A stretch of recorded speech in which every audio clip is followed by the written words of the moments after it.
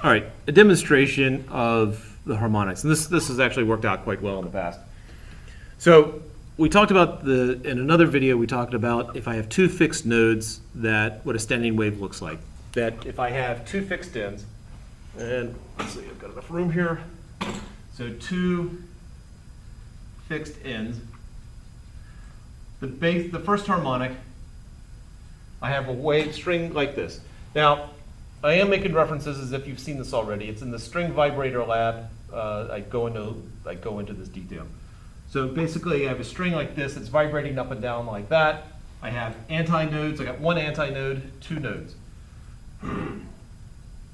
The second harmonic looks like this. Again, whatever I'm drawing here, if I have two fixed ends, they need to be nodes. The fixed means a node.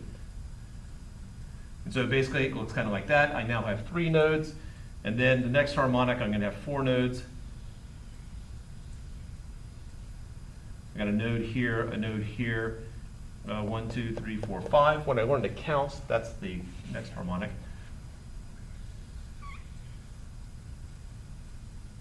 One, two, three, four. There we go. Four nodes. 1, 2, 3, 4.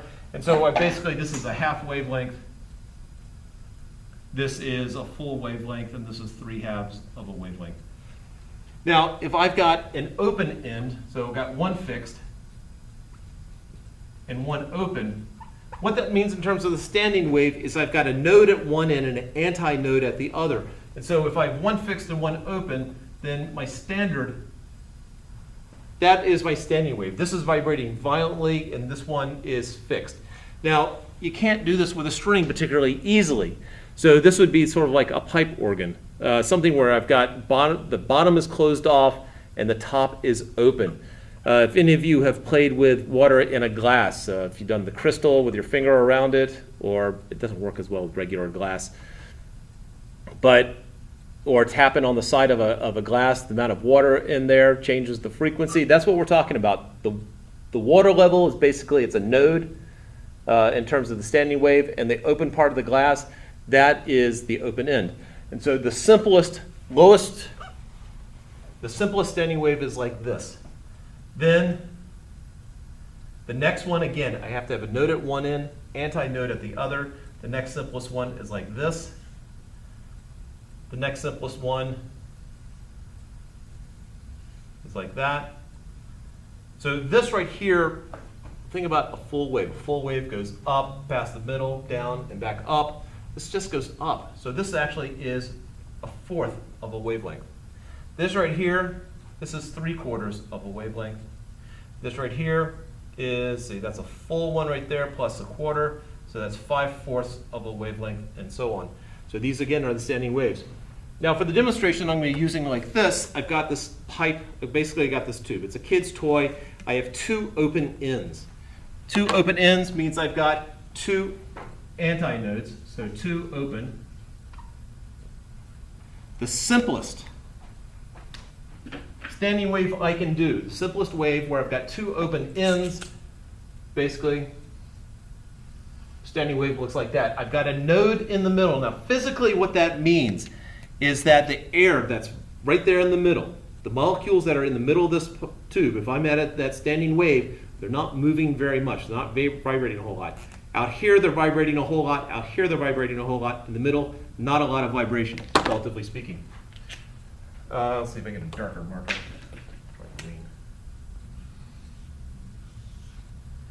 So I have two antinodes. I got one node right here.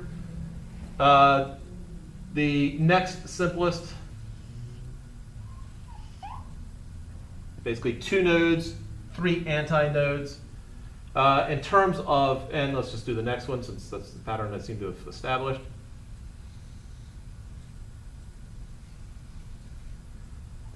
Three nodes, four antinodes. And so in terms of a wavelength, this right here, well, that's actually half of a wavelength. I'm starting at the bottom. A full wavelength goes like this. And in this particular case, I basically I'm going from there to there. It's half the wavelength. Here, I'm starting at the trough to the peak, back to the trough. That's a full wavelength. And here, that's 3/2 of a wavelength. Very similar to what I have over there. It's just that the number of nodes and antinodes is reversed. So this is what I'm looking at right here. Now, let's actually apply it. Let's see if we can actually predict what the frequency of the tones are coming out of this. This is one of those toys. As I spin it around, basically I'm vibrating the air. You're hearing the harmonics. So let's erase this.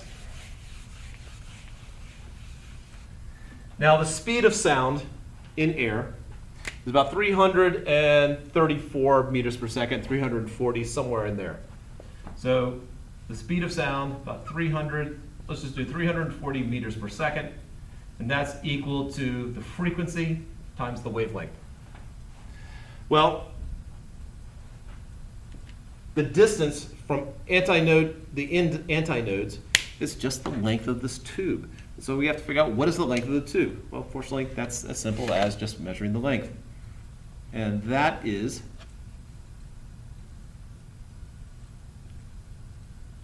82.4 centimeters. So I know my length is 82.4 centimeters, or 0.824 meters. That's the length of my tube.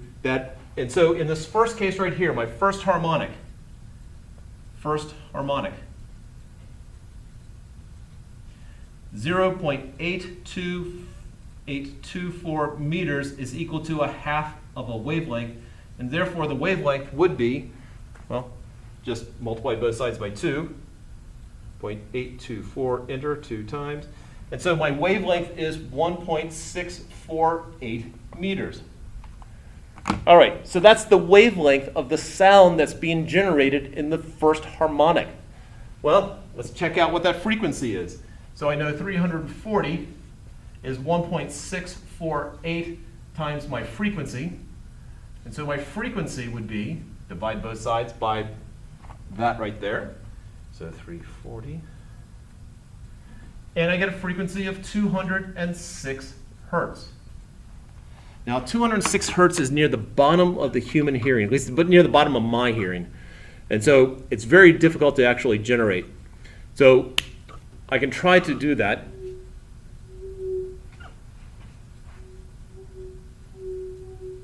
So is that 206?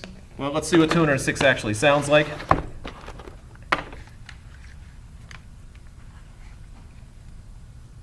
So I'm using the sound generator that we had before. And I hit the wrong one. Here we go. And change that to 206.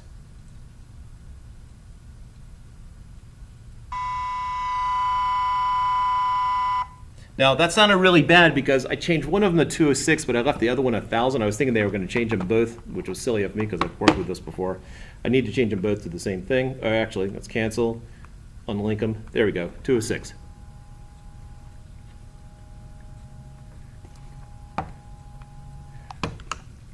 I'm barely hearing it. You might have been able to hear it a little bit better. It depends on, I guess, the quality of the speakers and the microphone. So let's try the second harmonic, see how that sounds.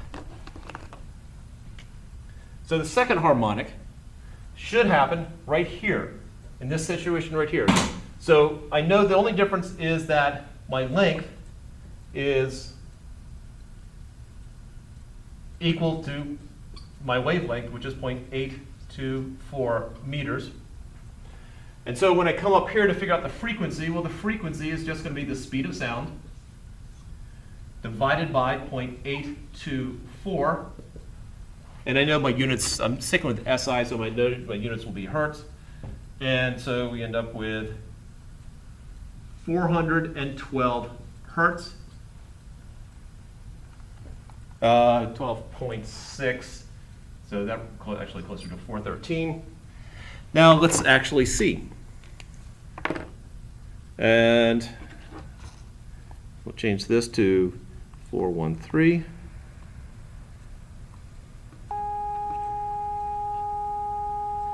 That's 413.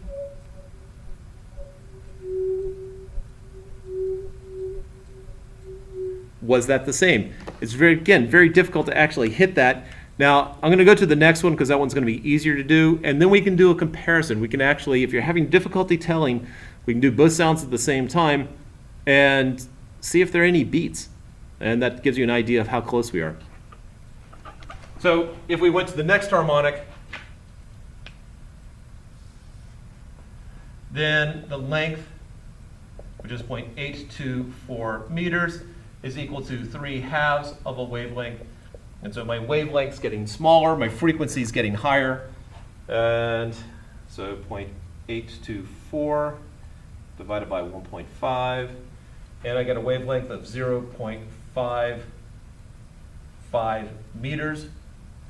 My frequency, therefore, would be 340 divided by 0.55, 340. And I'm getting 619 hertz.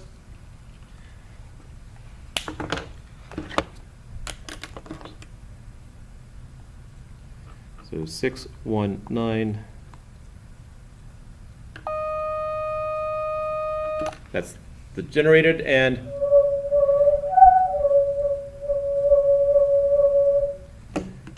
see if we do them at the same time.